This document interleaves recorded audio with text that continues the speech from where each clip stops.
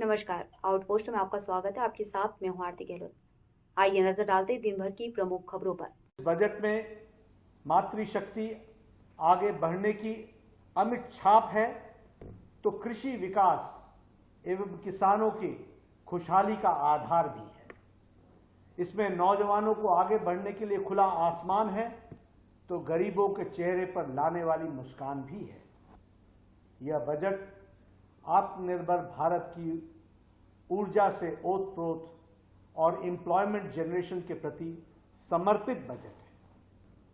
मैं विकसित भारत की संकल्पना को चरितार्थ करते हुए इस बजट के लिए आदरणीय प्रधानमंत्री श्री नरेंद्र मोदी जी को, वित्त मंत्री श्रीमती निर्मला सीतारमण जी को और उनकी पूरी टीम को मैं अपनी ओर से एवं पार्टी के करोड़ों करोड़ों कार्यकर्ताओं की ओर से हार्दिक बधाई देता हूं और उनका अभिनंदन करता हूं।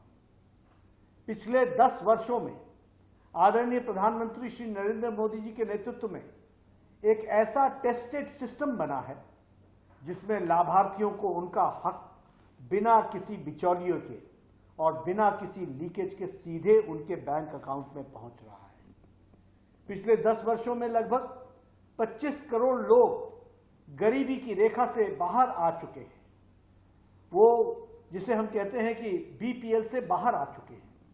और उसी तरीके से प्रोडक्शन लिंक्ड इंसेंटिव और मेक इन इंडिया इनिशिएटिव से भारत में एक्सपोर्ट में लगातार रिकॉर्ड कायम करने का के आगे हम अग्रसर हैं।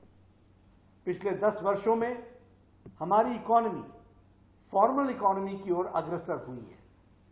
डिजिटल इंडिया से देश की इकोनॉमी ने न केवल मजबूती पाई है, बल्कि अब वैश्विक छाप भी हम छोड़ रहे हैं।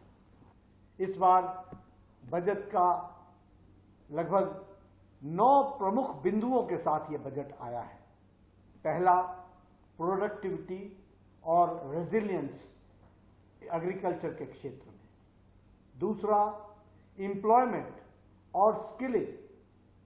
तीसरा, इंक्लूसिव ह्यूमन रिसोर्स डेवलपमेंट और सोशल जस्टिस। चौथा, मैन्युफैक्चरिंग और सर्विस सेक्टर को बढ़ावा देना। पांचवा, अर्बन डेवलपमेंट। छठा, एनर्जी सिक्योरिटी। सातवां, इंफ्रास्ट्रक्चर। आठवां, इनोवेशन, रिसर्च और डेवलपमेंट। और नौवां है नेक्स्ट जनरेशन के लिए रिफॉर्म्स को लाना।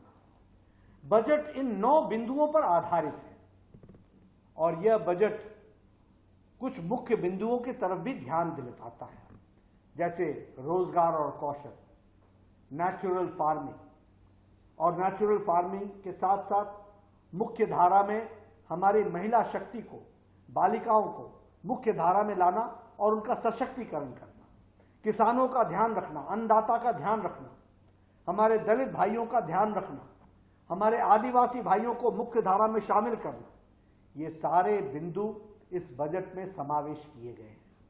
और इसलिए प्रधानमंत्री जनजातीय उत्तम उन्नत ग्राम अभियान शुरू करने का निर्णय एक सराहनीय पहल है, जिसके तहत लगभग 63,000 गांव जो आदिवासी गांव हैं उनको कवर किया जाएगा और लगभग 5 करोड़ आदिवासी भाइयों को इस योजना का लाभ मिलने वाला है। इसलिए ये आदिवासी भाई, हमारे दलित भाई, उन सबको आगे बढ़ाने वाला बजट है।